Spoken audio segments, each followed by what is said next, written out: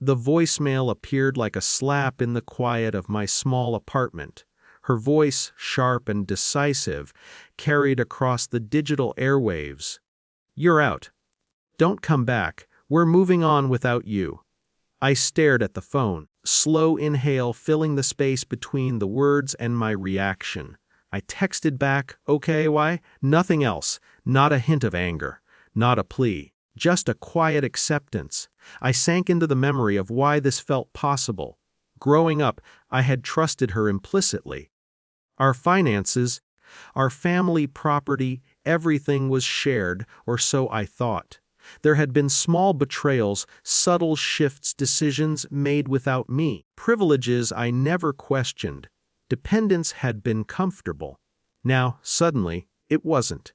The next hours passed with deliberate motion, revoked the credit cards we had jointly used, methodically sold the equity she had assumed she could control, severed digital access to accounts. Each step felt like a small, controlled rebellion. I moved not with fury, but with precision, sculptor quietly reshaping a form that had been imposed upon me. Between each action, hesitation lingered. Was this cruel overkill? The thought came and passed like a shadow. The more I acted, the more I realized the quiet truth. This was necessary. Years of subtle subjugation couldn't be undone with a single confrontation.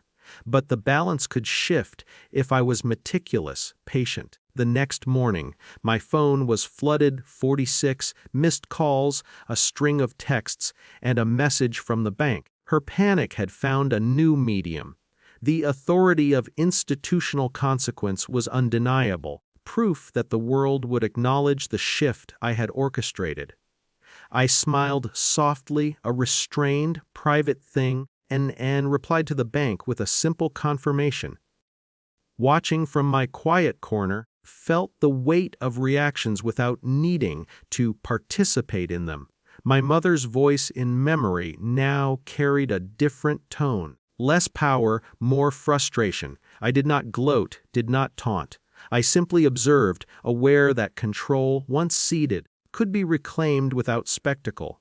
The silence that followed was heavy with unresolved tension. Family lines were frayed. Trust had splintered irreparably. And yet, in that quiet, there was clarity. The edges of my autonomy were sharper, self-worth quietly reclaimed. I had exercised authority not through dominance, but through precision and patience, not feel triumphant in a loud sense. There were no celebrations, no exaggerated declarations. There was only calm, a controlled acknowledgement that the world had adjusted to my agency. The lesson lingered. The power to act is sometimes quiet, sometimes institutional and often unnoticed, but it is real and it endures.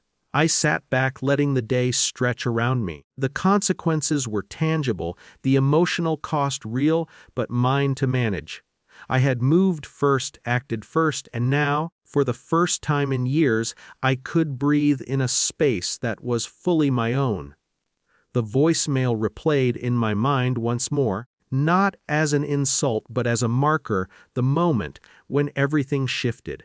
And in that quiet, controlled reflection, realized that victory could be understated, authority measured, and self-worth reclaimed without ever needing anyone else to see it.